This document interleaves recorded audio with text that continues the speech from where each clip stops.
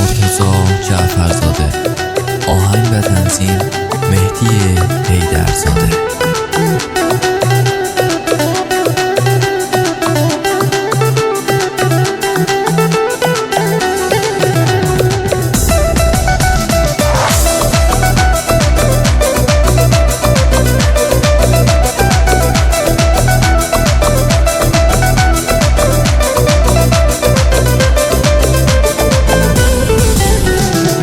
تو مثل بارونی، من خود مردابم واسه چشمای تو، چقدر بی‌تابم. دستمو میگیری سایشم دنباله، منو عاشق کرده عطر بوی شانه.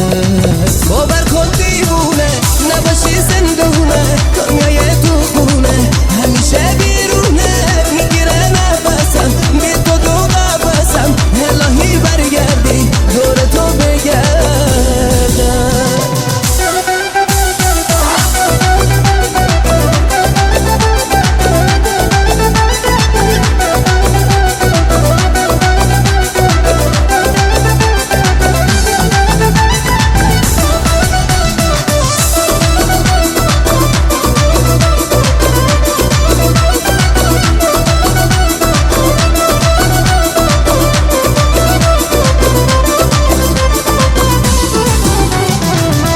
تو آروم میشه لبز این احساسم، هر جا میرم با تو خودمو میشناسم. تو چشات میبینم همه دنیامو، کسی توی قلبت نمیگیره جامو. باور کن دیوونه نباشی زندونه، دنیای تو خونه همیشه بیرونه. میگیره نفسم بی تو دو قفسم، الهی برگردی دور تو بگردم. باور کن دیوونه نباشی زندونه، دنیای تو خونه همیشه بیرونه. میگیره نفسم بی تو دو قفسم، الهی برگردی دور تو بگردم.